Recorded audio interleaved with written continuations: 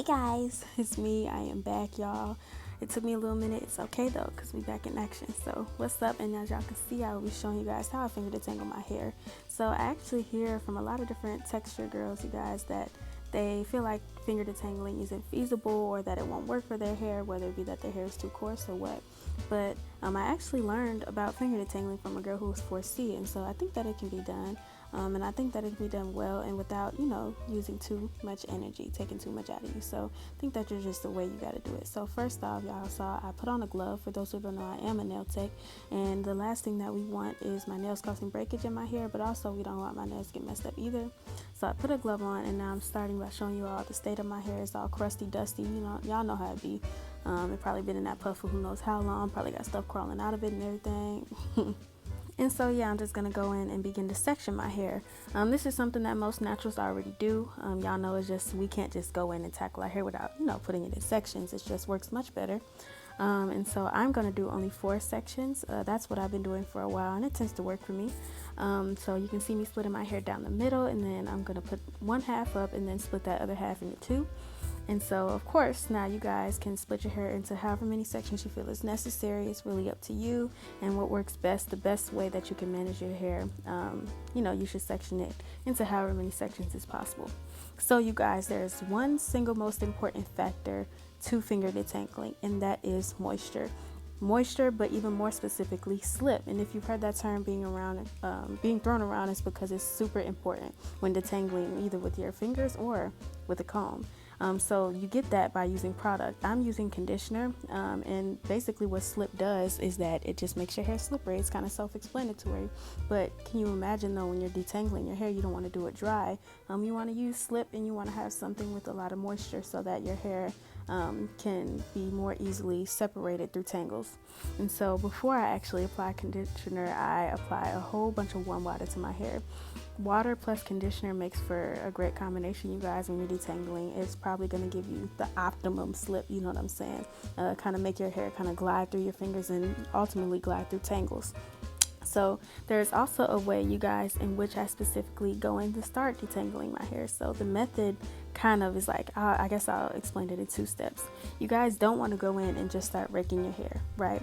What you see me doing, instead of just kind of raking through, or if you do see me raking through, I'm kind of stopping. I'm just separating the tangles, right?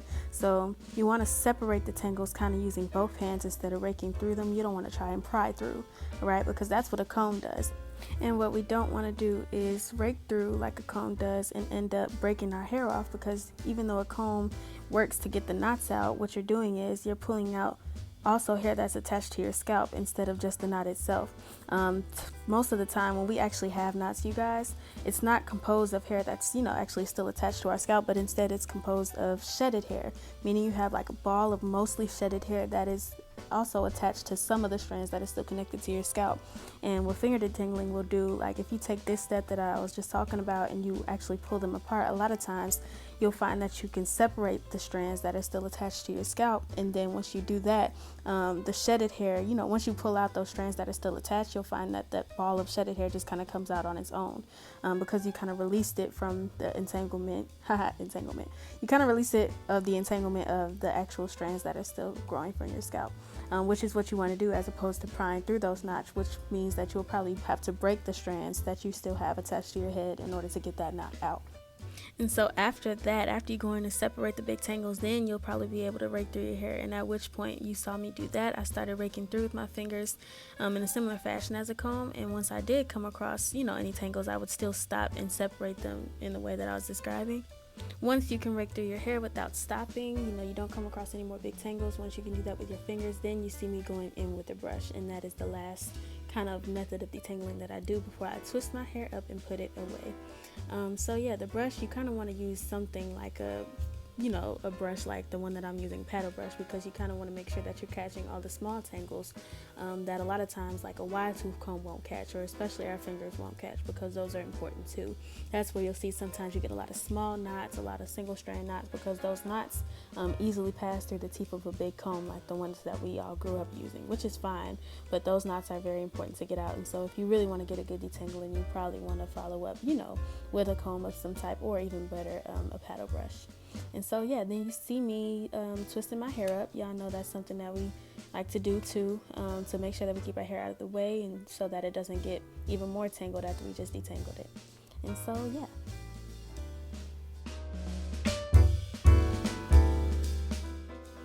So here what you guys see, I kind of shifted the camera so that I can show you guys from a better angle, but I'll just be doing the same thing. Y'all can see I'm on the other side of my head now. I'll be working on the second back half of my head, so I'll be splitting this other half of my head into two and putting the front section up, and then I'm going to be showing you guys the process from a better angle so y'all can get an even better idea. I also kind of slowed the camera down for this part so y'all can see even more in depth what I mean by, you know, kind of how I finger detangle, how I separate my tangles before raking through, and then I rake through and I stop when I come across any tangles, kind of get rid of that shedded hair, and then I rake through, and then I go in with the comb once I can rake through smoothly. But again, I want to re-emphasize, so here's when y'all see me, you know what I'm saying, I ain't got no spray bottle, but y'all see me instead, you know, bending my head over the counter, and I have my sink on and I'm wetting my hair under the sink with my hands and working that warm water in, you guys. And if you guys have ever tried it, you'll actually notice the difference that it makes when you add water to your hair. Say you're trying to detangle dry hair, sometimes all it takes, you can just add water and you'll notice such a big difference, you guys, in the malleability of your hair, if that's even a word, and you'll just notice how much easier it is to manage and ultimately detangle.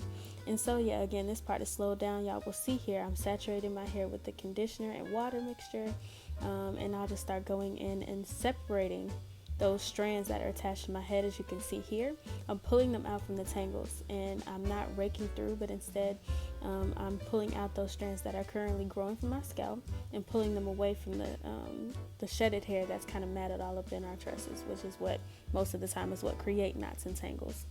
And so you want to do that to avoid, again, breakage. You don't want to be prying through those knots, because that's what's going to cause unnecessary breakage by breaking the strands that, you know, don't need to be broken off. So yeah, after that, you guys will see me gradually transition into raking through my hair. But once again, if I come across any tangles, I won't pry through it, but instead I'll stop, taking my time to separate that hair from the tangle and pulling out all of that shedded hair, and I will rake through until I don't have to stop anymore. Then at which point I will go with my brush and twist it up just like I did the last section. Yeah, and so after that, you guys, I believe I showed you guys one more section on camera, which will be the front section of my hair. I just wanted to make sure you guys, you know, got as clear of a picture of what I do as possible. And so yeah, if I have anything else that I feel like I need to say, I will come on here and talk you guys' ear off some more. For now, I'll just let you guys watch Q's music.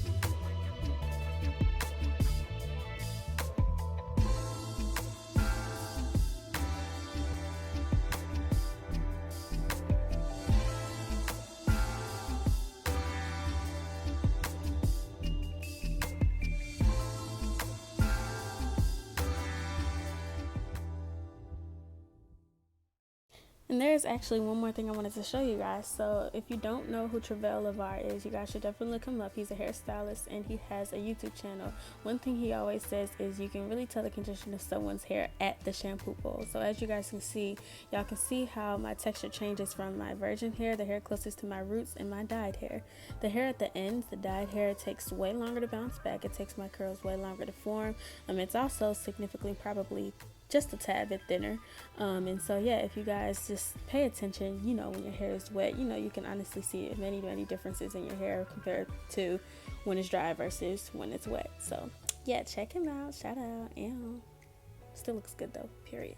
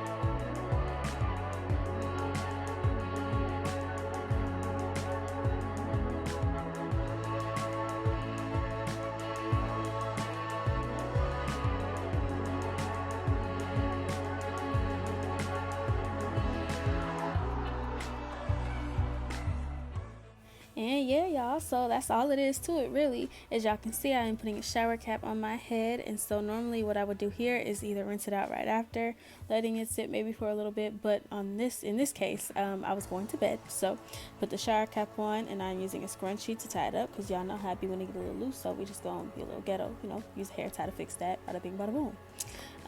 So yeah, I went to sleep on this and then proceeded to wake up the next day and rinse it out and style as usual.